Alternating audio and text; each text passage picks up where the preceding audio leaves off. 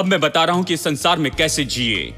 अब आपको बदलना होगा। आप उसी परिस्थिति में नहीं रह सकते, असफलता में नहीं रह सकते, आप उस डर में नहीं रह सकते, उस आशाहीनता में नहीं रह सकते, आप कर्जे में नहीं रह सकते, आप ऐसे नीचे नहीं जा सकते हैं, आप नीचे डूब नहीं सकते हैं, आप खुद को ऐसे नाश नहीं कर सकते, बुरी आदतों से नहीं कर सकते। आपको बाहर आना होगा, क्योंकि आप तो परमेश्वर के स्वरूप और समानता में बनाए गए हैं। और मैं आपको बताऊं, मेरे शब्द लोगों को ऊंचा उठाएंगे, क्योंकि ये तो परमेश्वर का वचन है और ये उन्हें बदलेगा, ये उन्हें जरूर बदलेगा।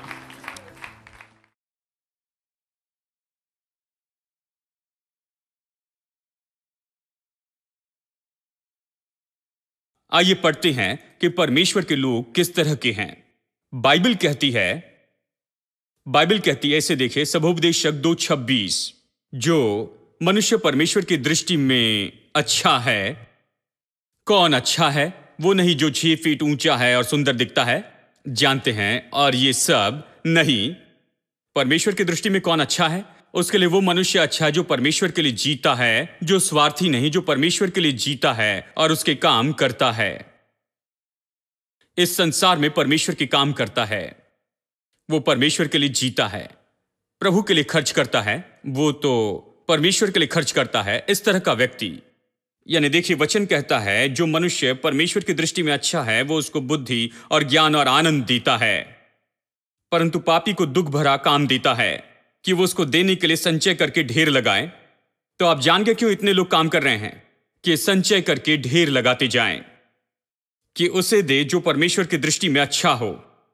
बाइबल कहती है कि वो संचय कर रहा है, इसके बारे में चिंता ना करो, क्योंकि वो संचय कर रहा है, ढेर लगा रहा है कि आपको दे। लेकिन बात तो यह है कि मैंने देखा है कि बहुत कुछ इन लोगों ने ढेर लगा कर रखा है। इन लोगों ने, वो मेहनत कर रहे हैं, ढेर लगा रहे हैं, संचय कर रहे हैं, लेकिन उसे लेने के लिए कोई विश्वासी नहीं है। हेलो क्योंकि लेने के लिए कोई भी तैयार नहीं है।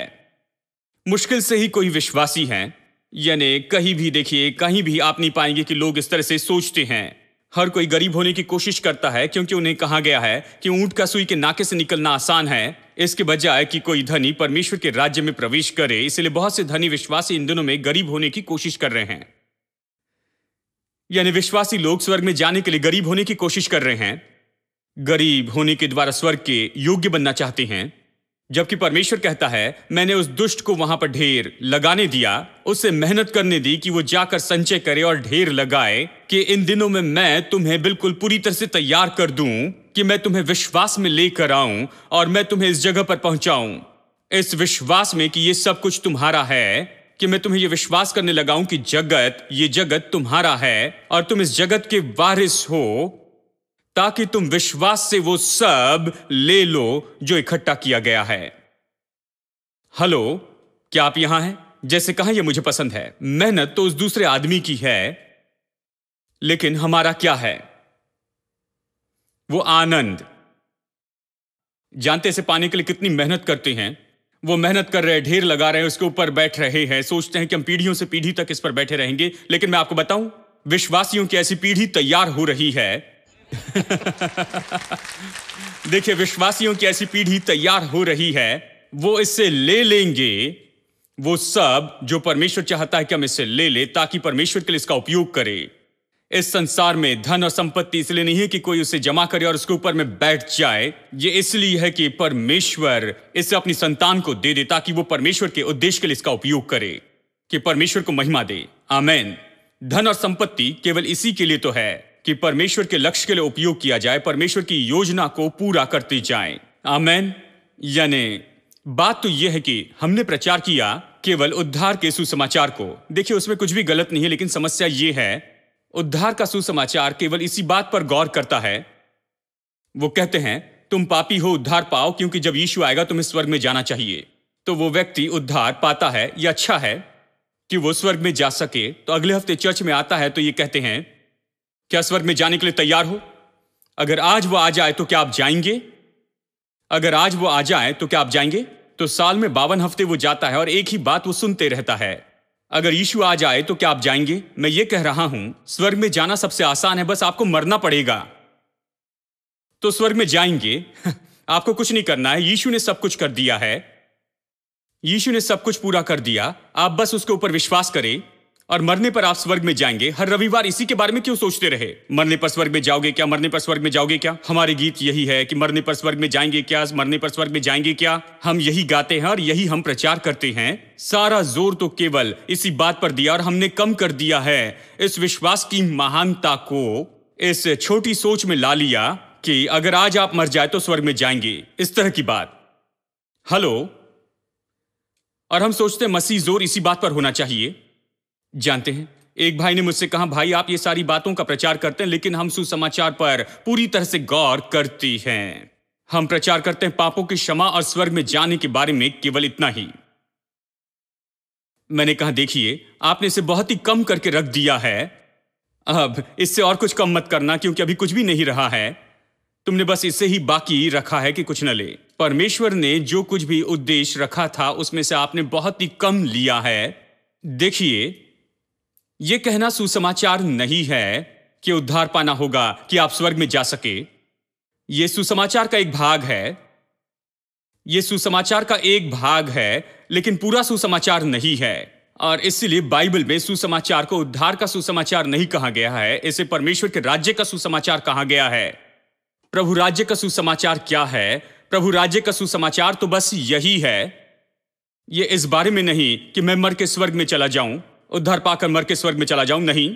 लेकिन यह इस बारे में है कि मैं यहां पर रहूं और परमेश्वर के राज्य को यहां पर पृथ्वी पर लाऊं, कि यहां पृथ्वी पर का जीवन लोगों के लिए स्वर्ग के जैसे होगा। हेलो। सब लोग स्वर्ग में जाने की जल्दी में है और प्रभु कहता है, मेरे प्रभु स्वर्ग में इतना क्या विशेष है, तुम इस जगह को स्वर्ग के जैसे बनाओ, क्योंकि मेरा सबसे पहले यही तो मकसद था। मैं चाहता था कि ये स्वर्ग के जैसे हो। तुमने गड़बड़ी की, तुम्हारे परदादा ने गड़बड़ी की, आदम ने गड़बड़ी की, तुम इसे स्वर्ग के जैसे बनाओ। देखिए, यीशु यही प्रचार कर रहा था। हां, तो देखिए, परमेश्वर के राज्य का प्रभाव, परमेश्वर चाहता है कि हम यहां पर रहें, परिपूर्ण जीवन यहां पर जिए, यहां पर अपने कामों को पूरा करें, ताकि यहां पर विश्वासी के रूप में जीने से कि हम ले इस संसार के राज्य को परमेश्वर के राज्य के लिए हम ले, ताकि जैसे कि प्रकाशित वाक्य ये कहता है कि इस संसार के जो राज्य है वो तो हमारे परमेश्वर के राज्य हो जाएंगे। ऐसा दिन आएगा जब इस संसार के राज्य तो हमारे परमेश्वर के राज्य होंगे, लेकिन उसके पहले, यहां तक कि आज, इस संसार के राज्य तो निश्चय ही परमेश्वर के राज्य को महसूस करने चाहिए। अब आप इसे बहुत से तरीके से देख पाएंगे। पहले से ही आप पाएंगे कुछ पॉलिसी में और किसी तरह से सरकार में, और बहुत सी जगह पर आप देखेंगे जहां भी परमेश्वर के राज्य का प्रचार किया गया, जहां पर इसने प्रभाव डाला, चाहे बहुत समय पहले की ही बात क्यों ना हो, आज शायद बहुत ही मसीह लोग ना हो, लेकिन एक समय किसी ने बुनियाद रखी थी, परमेश्वर के राज्य के सिद्धांतों का प्रचार किया। और इसलिए ऐसे देशों में, जानते हैं, मैं ये नहीं कह रहा कि वो बहुत ही सिद्ध देश है, सभी देशों में अपनी अपनी समस्या होती है।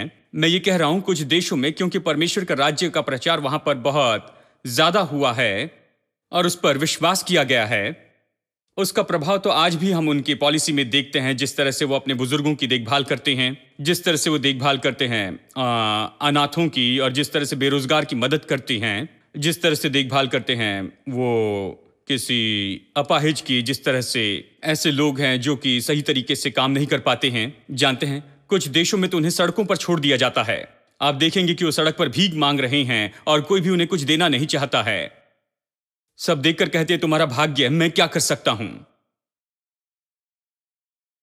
लेकिन ऐसे बहुत से देशों में आप कभी इसे नहीं पाएंगे। वो ऐसे घर में रहेंगे, वो तो निश्चय 5 स्टार के जैसे होता है, उनकी अच्छी देखभाल होती है, डॉक्टर और नर्स और वहां पर सब कुछ होते हैं। जानते हैं, सरकार उनकी देखभाल करती है। एक निश्चित उम्र पार करने के बाद अगर वो खुद की देखभाल नहीं करते तो सरकार उन्हें देखती है। किसी को भी वहां पर सड़कों पर छोड़ा नहीं जाता है कि वो भीख मांगते रहें, क्योंकि उनके बच्चे उनकी देखभाल नहीं कर रहे हैं। वहां पर ऐसा कुछ भी नहीं हो सकता है, क्योंकि परमेश्वर के राज्य का प्रभाव वहां पर इतना ज्यादा हुआ है। वो कुछ पॉलिसी के अनुसार काम करते हैं, जहां परमेश्वर के राज्य को काम करते हुए देखते हैं। वो बहुत परवाह करते हैं जो लोग गरीब हैं, जो लोग कंगाल हैं, जो बुजुर्ग हैं, जो अपाहिज हैं, और इस तरह के लोगों की।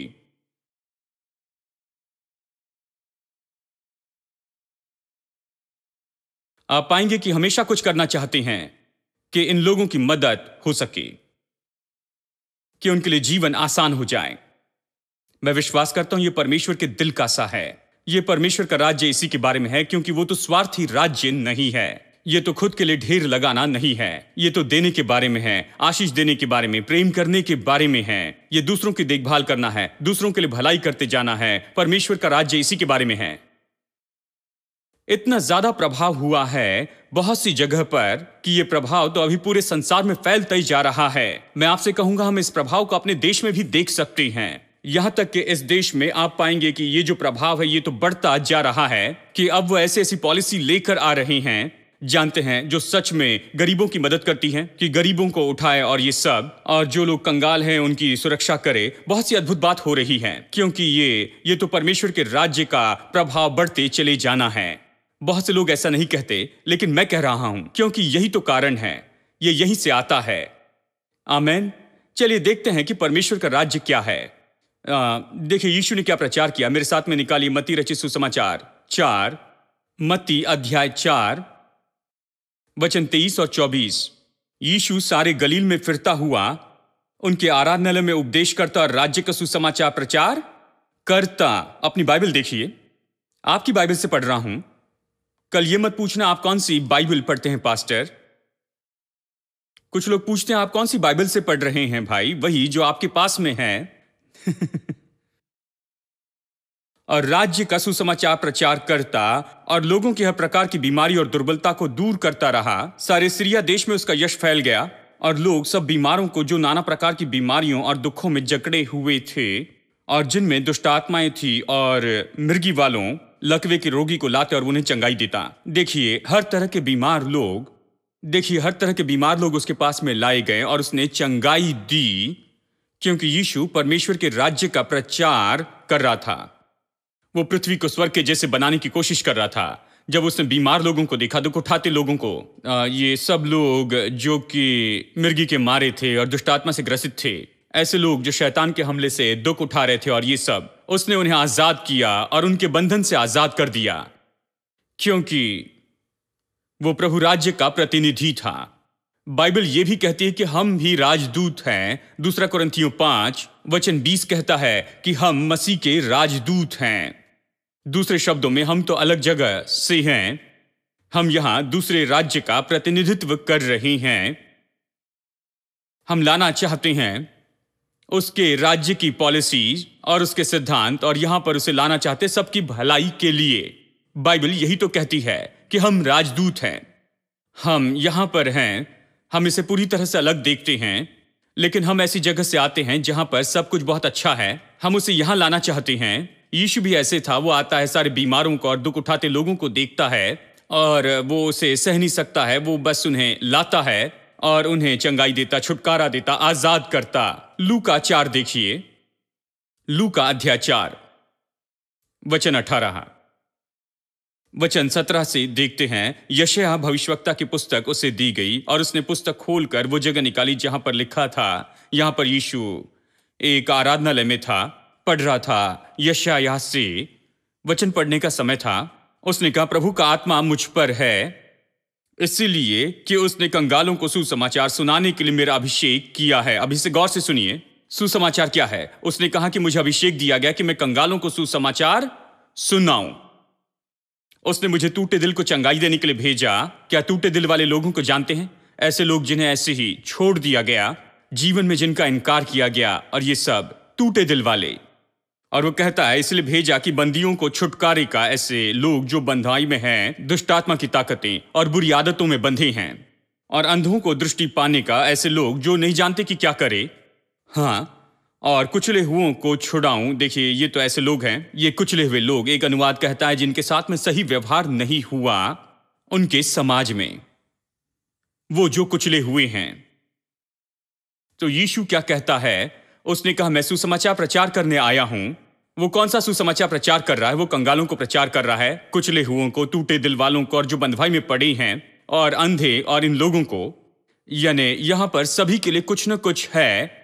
उनकी सारी परिस्थिति के लिए, आत्मिक, मानसिक, भावनात्मक, शारीरिक और सामाजिक, हर एक बात के लिए, हर एक चीज जहां पर उनके साथ में गलत हुई है, यीशु कुछ प्रचार कर रहा है। हेलो, यही तो प्रभु राज्य का सुसमाचार है। वो कहता है, परमेश्वर का आत्मा मुझ पर है, उसने मुझे अभिषेक दिया कि मैं कंगालों को सुसमाचार प्रचार करूं। कंगालों को क्या प्रचार किया जब कंगालों को सुसमाचार प्रचार करने के लिए अभिषेक होता है? अब इन दिनों में ज्यादातर हम यही सुनते हैं, जानते हैं गरीब है, शायद परमेश्वर ने आपको गरीब लाजर के जैसे चुना है, यही तुम्हारा भाग है, लेकिन चिंता न करो, एक दिन तुम स्वर्ग में सोने की सड़कों पर चलोगे। वो गरीब लाजर के लिए कितनी सांत्वना देगा। और ऐसे बहुत से गरीब लाजर हैं जिन्हें बताया गया और वो इसके आदी हो चुके हैं। वो गरीब लाजर का संदेश सुनना पसंद करते हैं। ओ वो मैं हूं, मैं गरीब लाजर हूं, मैं यहां पर हूं और एक दिन मैं सोने की सड़कों पर चलूंगा। उनका मन इसी में जुड़ चुका है। हां, लेकिन ये कंगालों को सुसमाचार नहीं। मैं आपको बताऊं कंगालों को सुसमाचार क्या है। जब आप कंगालों को सुसमाचार प्रचार करते हैं तो कोई कंगाल जो कि आपको सुन रहा है वो बहुत जल्दी बेहतर हो जाएगा। मैं चुनौती देता हूं, ये तो निश्चय ऐसी जगह है। मैंने सुना कि कोई हमारे लोगों के घर में आया, उसने कहा, और ये भाई तो अच्छे से जी रहे थे और उन्होंने कहा, जानते हैं तुम्हारा चर्च धनी चर्च है। जानते हैं, इस भाई ने कहा, नहीं ये धनी चर्च नहीं है, ये ऐसा चर्च है जो लोगों को धनी बनाता है। क्योंकि जब वो इस चर्च में आए तब वो रह रहे थे, जानते हैं, विश्वास नहीं कर पाएंगे, ये 10 फीट ऐसी लंबी और 4 फीट चौड़ी इतने ही कमरे में रह रहे थे।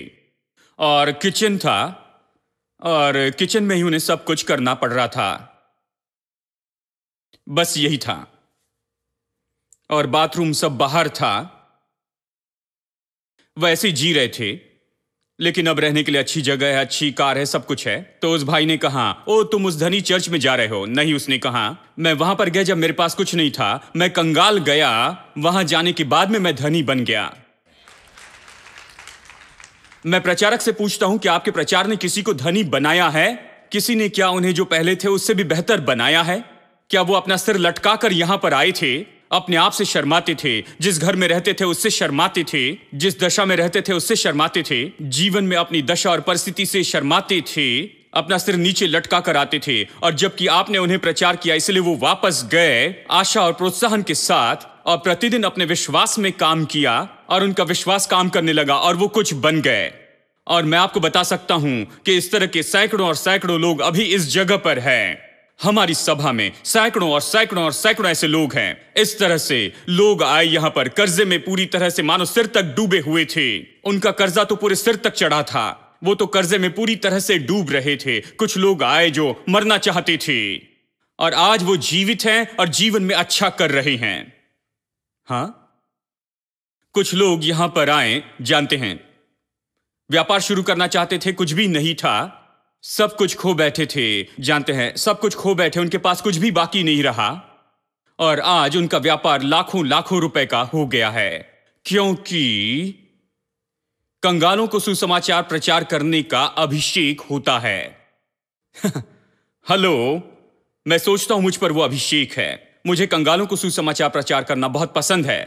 जानते हैं, जब मैं गांव में जाता हूं और कई बार मैं बहुत ही गरीब गांव में जाता हूं और वो बहुत ही गंदे कपड़े पहनते हैं और बैठते हैं जमीन पर, मैं उन्हें प्रचार करता हूं। क्रूसेड में मैं वहां जाता हूं और उनका सिर नीचे झुका होता है, शर्म के कारण कोई आशा नहीं होती है। और जब मैं उनके लिए गीत गाता हूं और बस 1 या 2 शब्द कहता हूं तो उनका सिर ऊंचा उठ जाता है, उनकी आंखों में चमक आ जाती है। वो मेरी ओर देखकर कहते हैं, मुझे और बताइए प्रचारक, आप जो कह रहे हैं क्या ये बात सच है? क्या प्रभु मदद करेगा? क्या परमेश्वर मेरी मदद करके उठाएगा? और मैं आपको बताऊं, परमेश्वर निश्चय महिमा और हमारे सिर को ऊंचा उठाने वाला प्रभु है। यही सुसमाचार है। परमेश्वर के राज्य का सुसमाचार ये नहीं है कि अगर आज मर जाए तो क्या आप स्वर्ग में जाएंगे या नहीं। ये तो है कि उद्धार पाओ, पाप में न रहो, तुम्हें पापों की क्षमा चाहिए, तुम्हें यीशु मसीह चाहिए, यीशु के पास में मुड़ो, यीशु के पास में आओ और फिर यीशु आपका मित्र होगा, आपका सहायक होगा, आपकी मदद करेगा। परमेश्वर आपका सहायक होगा, आप जहां वहां से वो आपको उठाएगा और आपको ऊंचे पर रखेगा, आपको कुछ बनाएगा, आपके जीवन में कुछ बनाएगा। मैंने इस तरह से कुछ प्रचार करना शुरू किया, केवल ये नहीं कि मर जाओगे तो स्वर्ग में जाओगे, मरने के बाद स्वर्ग में जाओगे या नहीं, उसी कहानी को बार बार दोहराते हैं। वो जानते हैं मरने पर वो स्वर्ग में जाएंगे। देखिए, अब मैं बता रहा हूं कि इस संसार में कैसे जिए। अब आपको बदलना होगा। आप उसी परिस्थिति में नहीं रह सकते, असफलता में नहीं रह सकते, आप उस डर में नहीं रह सकते, उस आशाहीनता में नहीं रह सकते, आप कर्जे में नहीं रह सकते, आप ऐसे नीचे नहीं जा सकते हैं, आप नीचे डूब नहीं सकते हैं, आप खुद को ऐसे नाश नहीं कर सकते, बुरी आदतों से नहीं कर सकते। आपको बाहर आना होगा, क्योंकि आप तो परमेश्वर के स्वरूप और समानता में बनाए गए हैं। और मैं आपको बताऊं, मेरे शब्द लोगों को ऊंचा उठाएंगे, क्योंकि ये तो परमेश्वर का वचन है और ये उन्हें बदलेगा, ये उन्हें जरूर बदलेगा। यही तो यीशु का अर्थ था जब उसने कहा, परमेश्वर का आत्मा मुझ पर है, उसने मुझे अभिषेक दिया है कि मैं कंगालों को सुसमाचार प्रचार करूं। मैं हमेशा प्रचारकों से यह पूछता हूं, क्या कोई बेहतर हुआ है क्योंकि आपने कंगालों को सुसमाचार प्रचार किया? क्योंकि कुछ प्रचारक मुझसे पैसा मांगने आती हैं, अपने काम के लिए कहते हैं हमारे पास कुछ नहीं। मैं हमेशा कहता हूं, क्या आपने कभी इस तरीके से प्रचार किया है कि लोग बेहतर हो गए आर्थिक रूप में? भाई मैं ये सब प्रचार नहीं करता, मैं जानता हूं आप ये प्रचार करते हैं, आप ये प्रचार करते हैं, हम प्रचार करते हैं उद्धार और स्वर्ग में जाना। तो कहता मेरे पैसों की जरूरत नहीं,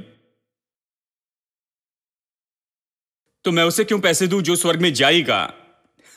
आप मेरे पैसे से स्वर्ग में वहां पर क्या कर पाएंगे भाई बताइए? मैं यहां रहने वाले लोगों को दूंगा क्योंकि उन्हें यहां पर कुछ करना है।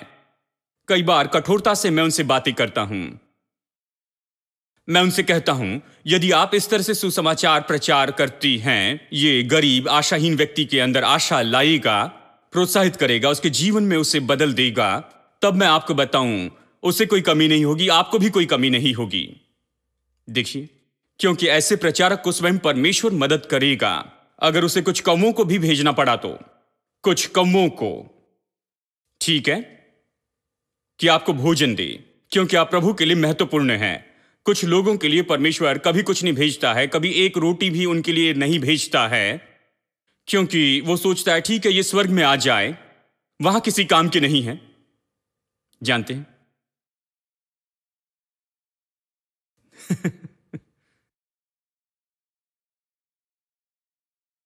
वो टूटे दिल वाले लोगों से कहता है, क्या आपका प्रचार टूटे दिल वाले लोगों के लिए कुछ करता है? क्या चर्च टूटे दिल वाले लोगों के लिए कुछ कर रही है? क्या उन्हें धाड़स दे रही है? क्या उनके दिल में यह खुशी लेकर आती है? क्या उनकी निराशाएं चली गई हैं? यदि वो आंसू, निराशा और परेशानी के साथ में आए हैं, जीवन में पूरी तरह से इनकार किए गए हैं, निकाल दिए गए उनके पति के द्वारा, माँ या पिताजी के द्वारा, और वो रो रही हैं और भटक रही हैं, क्या वो आपके चर्च में आकर मजबूत होकर और मजबूत होते जाएंगे और साहसी हो जाएंगे?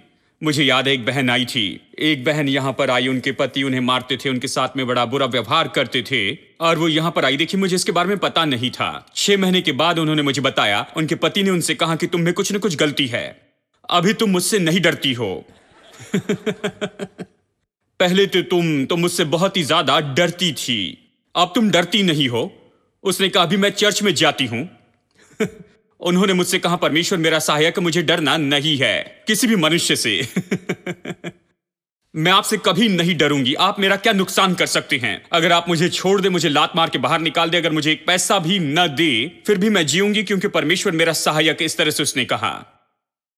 इसके कारण वो शांत हो जाएंगे, वो 2 बार इसके बारे में सोचने लगेंगे।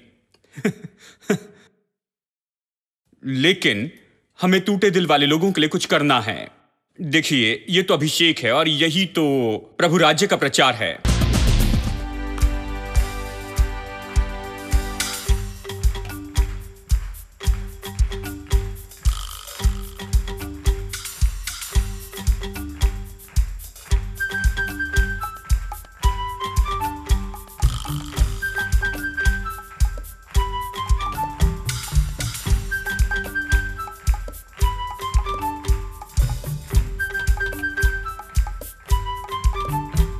His morning awaits the dawn. Morning awaits creation's song. As with the rising sun, hope comes alive to carry on. The light of life is shining on. The dark of night can overcome. The light of life that burns so bright can take the wrong and make it right. Make it right.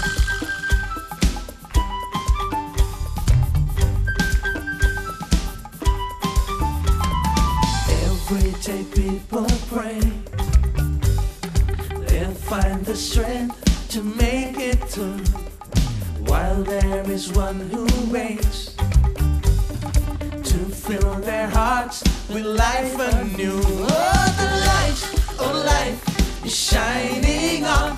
The dark of night can overcome. The light of life that burns so bright can take the wrong and make one more time. it right. Oh, the light of life is shining on. The dark of night can overcome. The light of life that burns so bright can take the wrong and make it right. I want all the men. How many men do we have in the house? All you men, all right? Only the men sing. We want to hear that bassy voice, all right? The light of life is shining on. The dark of night can hold. Everybody, come on, men. The light of life can burn so bright, can take the wrong and make it right. Now all the ladies, all right? I think you can surely beat the men here. The light of life is shining on. The dark of night can overcome. The light of life that burns so bright can take the wrong and Everybody make join in. Oh, the light of life is shining on. The dark of night can overcome. The light of life that burns so bright can take the wrong and make it right. Oh, the light of life is shining on. The dark of night can overcome. The light of life that burns so bright can take the wrong and One more make time. it right. Oh, the light of life is shining on. The dark of night can overcome. The light of life is Jesus Christ. Come lift your praise and worship Him.